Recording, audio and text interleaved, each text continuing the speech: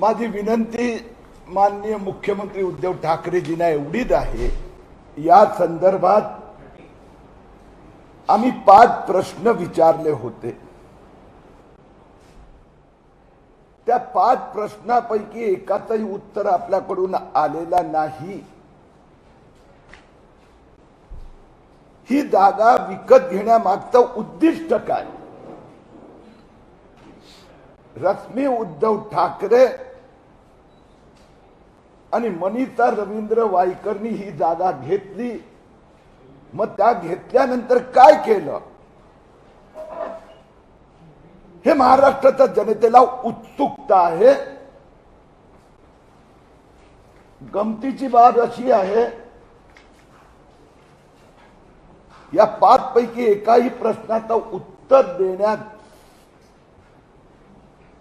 काम तर आमचे मित्र शिवसैनिकांनी ठाकरे सरकारच्या नेत्यांनी केलं नाही, परंतु उत्तर काय आली? माननीय संजय राऊतांनी सांगितलं ही शेवटची वॉर्निंग आहे। म्हणून मी सर्वात पहिली आपल्याला विनंती करतोय की संजय राऊत म्हणजे उद्धवजी ठाकरे शेवटची वॉर्निंग आहे आणि पुन्हा मी आपल्या समक्ष बोलतोय, तर यानंतर आपली भेट आता किती महिन्यांनी होणार? कारण की त्यांचे दुसरे नेते म्हणतात की यांना जेलमध्ये पाठवलं पाहिजे, तर तिसरे नेते म्हणतात यांना वेड्यांच्या हॉस्पिटलमध्ये पाठवलं पाहिजे। तर आता उद्धव ठाकरे मला कुठे पाठवणार आणि केव्हा मुक्त होणार आणि पुन्हा आपल्या सेवेत येणार याबद्दल माझ्या मनात उत्सुकता आहे।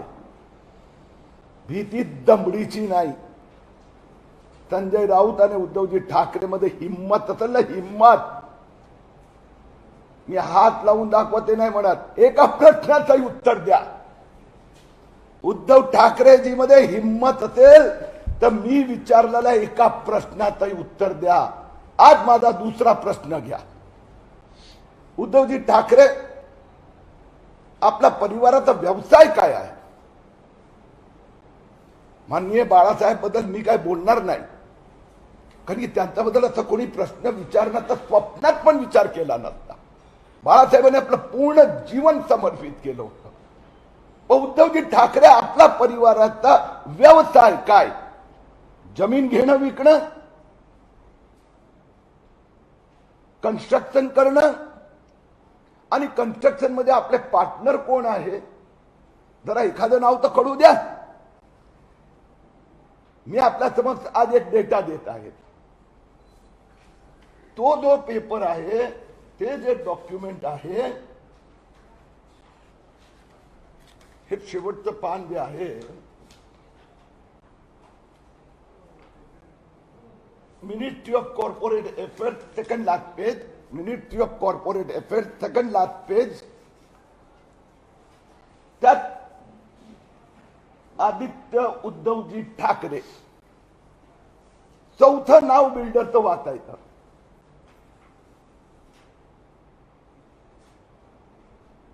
आशर प्रोजेक्ट BMLLP, हे ठाण्यातले जे खूप प्रसिद्ध खूप मोठे अजय आशर बिल्डर आहे का? मग ठाकरे परिवार अजय आशर बिल्डर बरोबर कन्स्ट्रक्शनचं काम करतात का?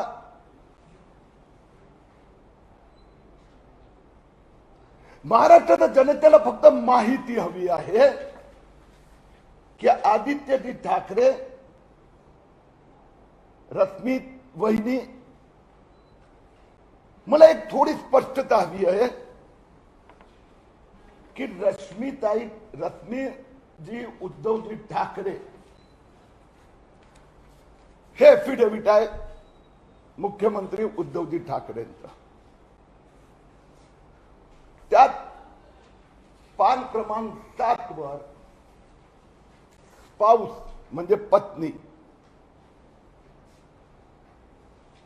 यांची माहिती दिलेली आहे। ज्या माहितीत मी परवा पण सांगितलं की 40/7/12 उतारापैकी 30 अन्वय नाईकचे आहेत. आपण आता उरलेल्या 7-12चा जरा विचार करूया. जे उरलेले 7-12 उतार आहेत ते जर आपण वाचलं, पान नंबर 7 पाऊस पहिला जे पोस्ट भिलवाले तालुका खालापूर डिस्ट्रिक्ट रायगड ही जागा त्यांना त्यांच्या पतीने गिफ्ट दिली आहे. आता आयटम नंबर 2 क्रमांक 2 पान नंबर 7 हा जो एफिडेव्हिट उद्धवजी ठाकरेचा फोटोवाला त्याच्या नंतरचा पान, त्यात 3रा कॉलम मध्ये स्पाउस दिलेला आहे. त्या 2 नंबरचं जी जागा लिहिली आहे पोस्ट वैजनाथ तालुका कर्जत डिस्ट्रिक्ट रायगड ए, सर्वे नंबर काय आहे 42-1B 43-1D3 A 41-1A1. मग त्यानंतर बी, तर बी मध्ये जे सर्वे नंबर आहेत survey number 42-1B 43-1D3 41-1A1 हे तेच आहेत, रिपीट केले आहेत. मला उद्धवजी ठाकरेकडून फक्त स्पष्टता हवी आहे. म्हणजे ह्या जागा अशा प्रकारच्या आहेत काय? काही वेळी आपण बघतो ना की एकच नंबर 2 गाड्यांवर असतो. तसं उद्धवजी ठाकरेंनी जी जागा घेतली आहे तर हा सर्वे नंबर या जागेचा आणि तो सर्वे नंबर ह्या जागेचा पण असा आहे का? मी प्रश्न विचारतोय, माझा काही आरोप नाही आहे. कारण की दिस is an affidavit, election affidavit. Election affidavit अशा पद्धतीने कोणी भरत नाही. 10 माणसं चेक करतात, चार्टर्ड अकाउंटंट पासून लॉयर पासून सगळेच. मग हे कुठली जागा आहे की दुसरी कुठली जागा आहे आणि सर्वे नंबर तुम्ही हे टाकलेत? ती जागा लपवण्यासाठी हे नंबर टाकले आहेत. काय झालं आहे याची स्पष्टता करावी. मी आपल्याला आणखीन पुढे घेऊन जातो. क्लेरिफिकेशन रिक्वेस्टेड फ्रॉम मुख्यमंत्री Uddhavji Thackeray regarding his son and minister माननीय आदित्यजी ठाकरे. आदित्यजी ठाकरे पण स्पष्टता करू शकतात किंवा उद्धवजींनी करावी. आदित्य ठाकरेजींनी त्यांचं जे एफिडेव्हिट भरलं आहे त्या एफिडेव्हिट बघितल्यानंतर कळत नाही की त्यांचा व्यवसाय रिअल एस्टेट बिझनेसचा आहे की काय आहे. मी परवा सांगितलं होतं शिवसेना रिअल एस्टेट कंपनी, जिथे हात घाला पैसे काढा. आता आदित्य ठाकरेजींचं जे एफिडेव्हिट आहे ज्याची मी डिटेल्स कंपनी मंत्रालयाच्या वेबसाईट वरून घेतली आणि त्या वेबसाईटवर जे डिटेल्स आली त्या डिटेल्स मध्ये दिलं आहे hibiscus food LLP designated partner. Designated पार्टनरचा अर्थ होतो it is like managing partner, like managing director, like whole time director, like executive director. आणि त्या ह्याच्यात मी त्याचं व्याख्या पण तुम्हाला वाचून दाखवतो.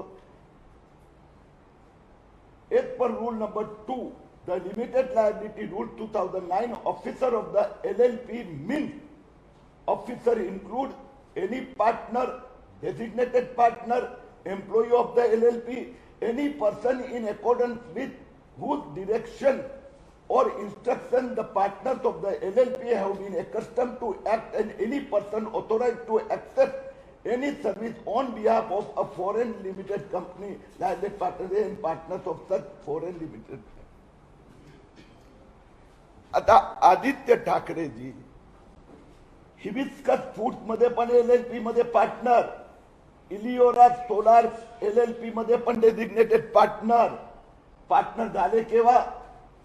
14 जुलै 2015, 14 जुलै 2015 दूसरा company 26 April 2016, date of resignation 31 March 2020.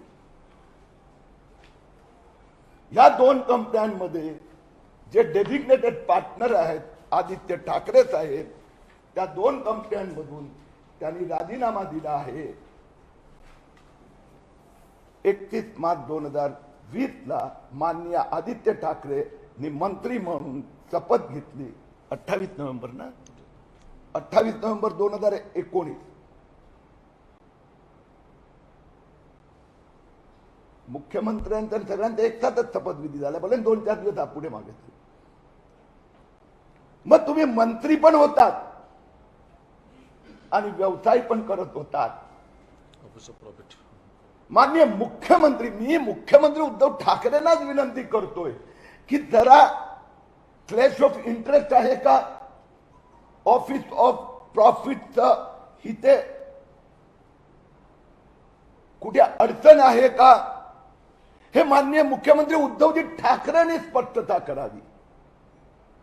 एका बाजूला जमिनीचे व्यवहार चालू असतात आणि त्या जमिनीचं काय करणार, दुसऱ्या बाजूला आता दोन वेगवेगळे व्यक्तिमत्व वायकर आणि ठाकरे हे पार्टनर बनतात. तिसऱ्या बाजूला मोठे मोठे बिल्डर यांच्याबरोबर ठाकरे परिवार पार्टनरशिप बिझनेस करतात. त्या कंपन्यांना मोठे मोठे कॉन्ट्रॅक्ट जातात. चौथ्या बाजूला मंत्रीपदाची शपथ घेतल्यानंतर, पालकमंत्री झाल्यानंतरही आमचे मंत्री महोदय बिझनेस करतात. आमची माननीय मुख्यमंत्रींना विनंती आहे की ठाकरे परिवाराचे अन्वय नाईकचे संबंध काय, ठाकरे परिवार अजय आसत चे संबंध काय, ठाकरे परिवार मंत्री झाल्यानंतर उद्योगधंदे करत राहतात तर ऑफिस ऑफ प्रॉफिट होतं का, ठाकरे परिवार एकच जमीन सर्वे नंबर 2 ठिकाणी छापतात, जसं डुप्लिकेट पासपोर्ट असतो, डुप्लिकेट गाड्यांचे नंबर असतं. असं कोणीतरी मुख्यमंत्रीची फसवणूक केली आहे की काय. ठाकरे परिवार अशाच पद्धतीने खोटे 7-12 उतारा टाकून जमीन लपवण्याचा प्रयत्न करतायत ते काय, असा आरोप होऊ शकतात ना उद्धवजी ठाकरेवर. आणि आमचा मुख्यमंत्री महाराष्ट्राचा, याच्यावर कोणी असा प्रकाराने खोटी शंका घेणं हे महाराष्ट्राला जनतेला आवडणार नाही. आणि म्हणून आम्हाला उद्धवजी ठाकरेकडून ही स्पष्टता हवी आहे की ठाकरे परिवार रिअल एस्टेटचा व्यवसाय करताना अशा प्रकारचं काम करतात का. धन्यवाद.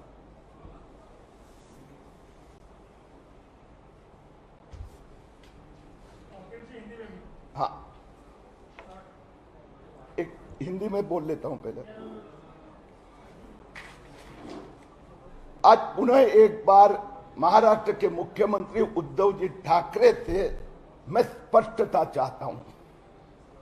गत सप्ताह में अन्वय नाइक परिवार के साथ में 30/7/12 के पेपर्स मैंने दिखाए. अब ठाकरे परिवार बड़े बड़े बिल्डर के साथ में पार्टनरशिप में व्यवसाय करता है. अजय आश्चर्य जो बहुत बड़ा बिल्डर है थाने का, उनके साथ में आदित्य ठाकरे की पार्टनरशिप की बिजनेस कंपनी है. तीसरी ओर मुख्यमंत्री स्वयं का एफिडेविट छापता है और उसने अपनी पत्नी की जमीन को छिपाने का प्रयत्न करता है, या एक ही सर्वे नंबर 2 जगह पर दिखाते हैं. तो कोई जमीन छिपाने का प्रयास करता है, कोई हमारे मुख्यमंत्री को फंसा रहे हैं. हमारे मुख्यमंत्री जी के सुपुत्र जो मुंबई के गार्डियन मिनिस्टर हैं आदित्य जी ठाकरे, वो फुल टाइम मंत्री भी और फुल टाइम बिजनेस भी करते हैं.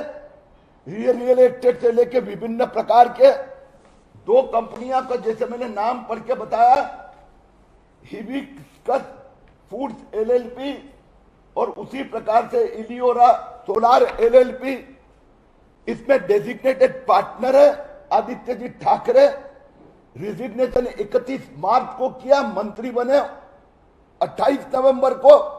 तो इस बारे में उद्धव जी ठाकरे स्पष्टता करे। और मेरी एक ही विनंती है कि शिवसेना के अलग अलग नेता जरा थोड़ी सी भाषा में नम्रता रखे। मुंबई की महापौर है किशोरीताई पेडनेकर, मुंबई की महापौर है। मुंबई के किसी नागरिक को शिखंडी कहती है, मुंबई के लोगों की गर्दन झुक जाती है। अरे गाली देना है दीजिए। तो दूसरा मंत्री कहता है किरीट सोमैया को जेल में डाल देंगे। तीसरा नेता कहता है कि उसको मेंटल हॉस्पिटल में भर्ती करेंगे। और संजय राउत कहता है किरीट सोमैया को वार्निंग है, अंतिम वार्निंग। तो मेरी मुख्यमंत्री उद्धव ठाकरे जी से विनंती है, आप में हिम्मत हो उद्धव जी ठाकरे, हाथ लगाकर किरीट सोमैया को दिखाइए। आप में हिम्मत है तो एक प्रश्न का भी जवाब देके दिखाइए।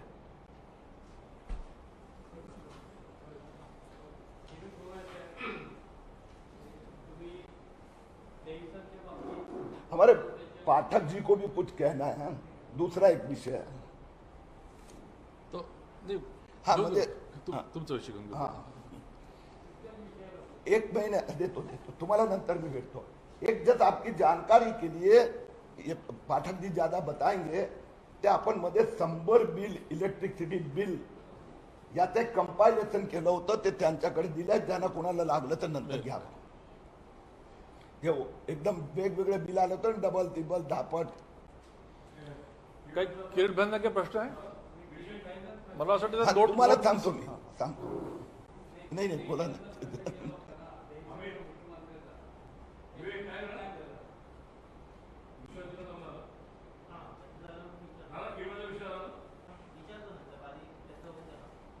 माझा ऊर्जावर आहे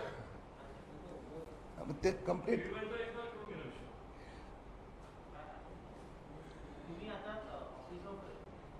office of profit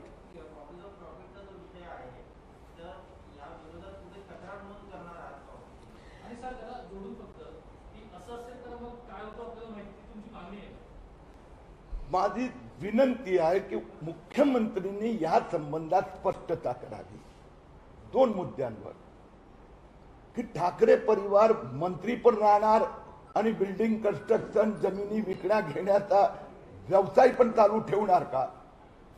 office of profit हा टेक्निकल विषय आहे, पण I am talking about the leadership of Maharashtra, की महाराष्ट्राचं जे नेतृत्व करते ते परिवार मंत्रिपदावर राहून जमीन घ्यायची, जमीन विकायची, बिल्डिंग बांधायचे, बिल्डिंग विकायचे, सारे करायचे, सारे विकायचे, अशा प्रकारे उद्योगधंदे हे ठाकरे परिवार करत आहे, करत राहणार, करायला हवे। या संबंधी उद्धवजी ठाकरेंनी स्पष्टता करावी, नंबर 1। नंबर 2, सर्वसाधारणरित्या असा एक समज आहे, a person in executive capacity, means I am telling you in a technical, a person in a executive capacity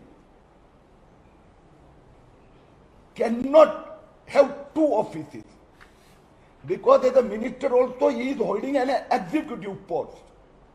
तो मग मंत्री झालं, शपथ घेतली, त्याचा 1 मिनिट आधी किंवा 1 मिनिटानंतर रेजिग्नेशन देतात, असं माझा समज आहे। आदित्य ठाकरे वेगळ्या परिस्थितीत असेल, कॅपॅसिटी, पण once again I am going on record की it is a designated partner. तर डेफिनेशन असं आहे, he is like managing partner.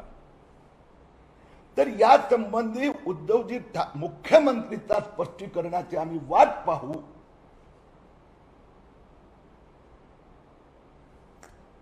आणि माझ्या दृष्टीने दुसरं स्पष्टीकरण पेक्षा पहिलं जास्त महत्वाचं आहे।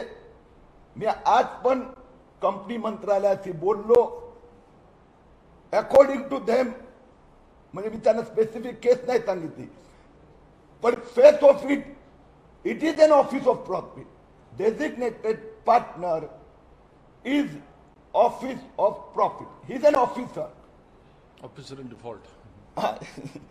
तर हा ऑफिसर इन डिफॉल्ट। तर या बाबतीत योग्य आहे की नाही तर मुख्यमंत्र्यांनी ठरवावा आणि निर्णय घ्यावा। तुमचं इंटरप्रिटेशन काय? कारण हे तुम्ही म्हटलं की ऑफिस मी वाचून दाखवलं ना की माझा मत आहे, मला असं वाटतंय it is officer by default. पण मुख्यमंत्री आहेत, ठाकरे परिवार आहेत, ते मुख्यमंत्री राहून जमिनीचे व्यवहार करून लोकांची लपवू पण शकतात.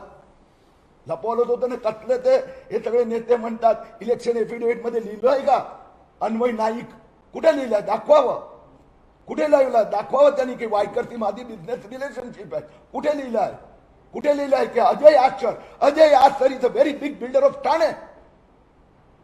मी गॅरंटी देतो 99.99% लोकांना माहित नाही की उद्धवजी ठाकरे आणि त्यांचा परिवार जमीन घेण्या विकण्याचा धंदा करतो. तो अजय आश्चर सारखे आता आणखीन पण बिल्डर असेल त्यांच्याबरोबर पार्टनरशिप करतो, कन्स्ट्रक्शन करतात. तर म्हणून माननीय उद्धवजी ठाकरेंनी स्पष्टता करावी. Is it an office of profit, is it a म्हणजे violation of the law, because it is the responsibility of मुख्यमंत्री. मला वाटतं आता पाठकांना देऊ. मी कंपनी सेक्रेटरी म्हणतो ना, म्हणून तुम्ही शब्द मस्त दिला ना, म्हणजे ऍक्च्युली इज अ कन्सल्टंट, म्हणजे कंपनी सेक्रेटरी आहे. कंपनी सेक्रेटरी म्हणून त्याने एकदमच पटकन शब्द दिला. नमस्कार. माझी बिल माझी जबाबदारी याच्याबद्दल आपण सगळे ऐकतोच आहे सध्या. मुद्दा असा आहे की या सरकारने नितीन राऊतांनी जेव्हा ऊर्जा मंत्रालय हातामध्ये घेतलं तेव्हापासून त्यांनी बऱ्याच प्रकारची आस आपल्या ग्राहकांना लावून दिली. आधी सांगितलं 100 युनिटपर्यंत बिल आम्ही माफ करू. नंतर मग कोविडमधल्या पिरियडमध्ये जे काही अव्वाच्या सव्वा बिल आले, जे आता किरीट भाईंनी सांगितलं जवळजवळ 100 बिल आमच्याकडे तयार आहेत, की ज्याचं 1000 बिल याचं त्याचं 5000, 10000, 20000 असं बिल आलं. काल रात्रीच नागपूरच्या एका 20 ग्राहकांनी त्याला 48000चं बिल आल्यानंतर त्यांनी अनेक चक्रा महावितरणच्या कार्यालयात टाकल्यानंतर जेव्हा त्याला कोणत्याही प्रकारचं यश आलं नाही त्यांनी आत्महत्या केली.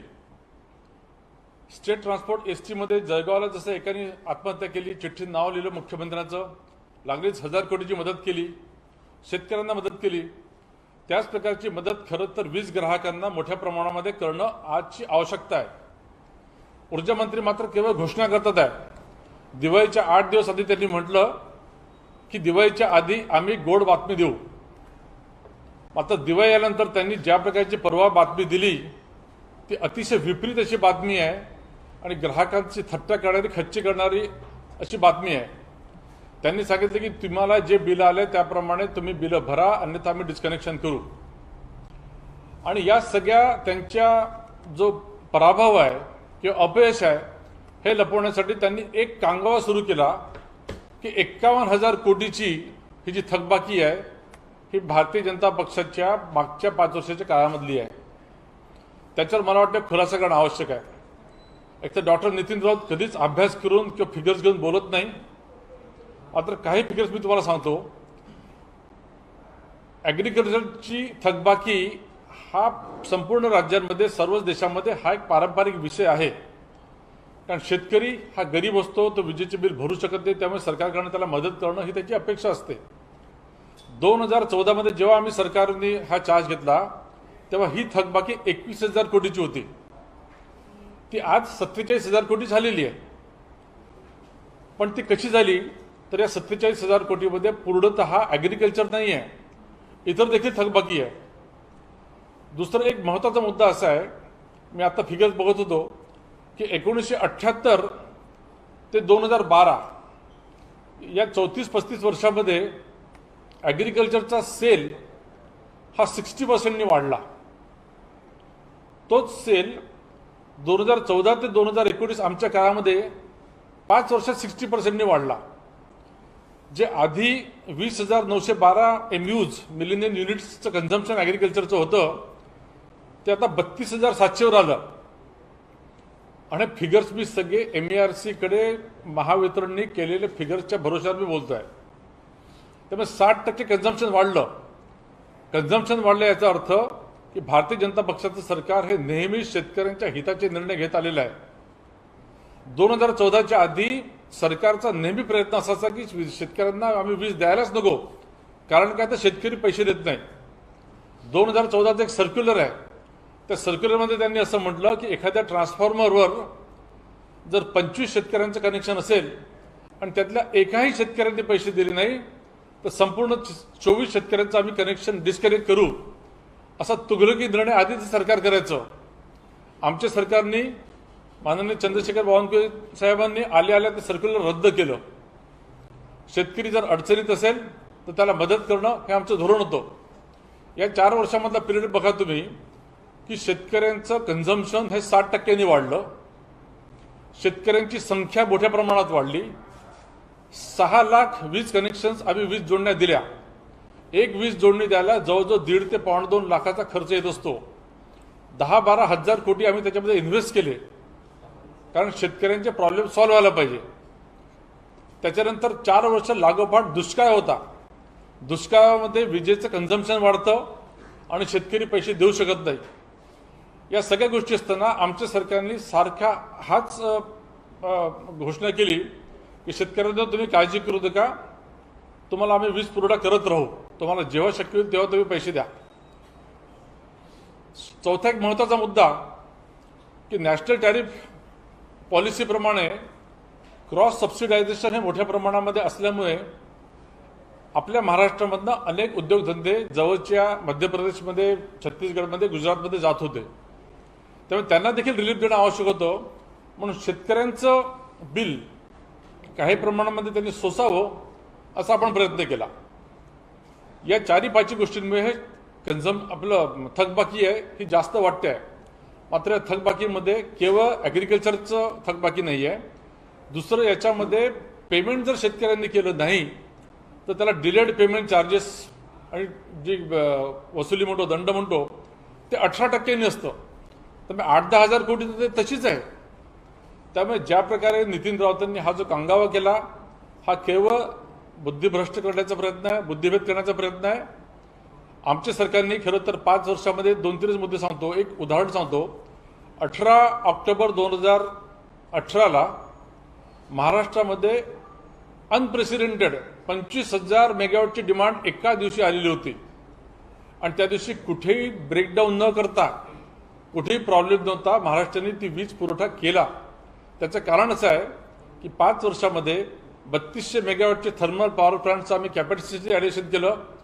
5,500 मेगावॉटचं आम्ही रिन्युएबल एनर्जी, थर्मल हायड्रो असो, विंड असो, याचं कॅपॅसिटी ॲडिशन केलं.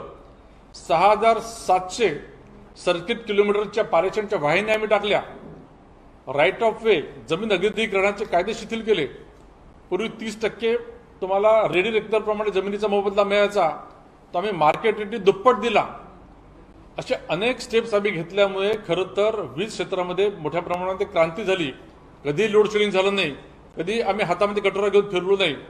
मला असं वाटतं की नितीन राऊतांसारखी व्यक्ती ज्या प्रकारे बुद्धिभेद करते आहे त्यांनी हा बुद्धिभेद थांबवावा आणि माननीय उद्धव ठाकरेंनी त्वरित लक्ष देऊन गरिबांची थट्टा बंद करावी आणि ताबडतोब यांना 6 ते 7 हजाराचा महावितरण कंपनीला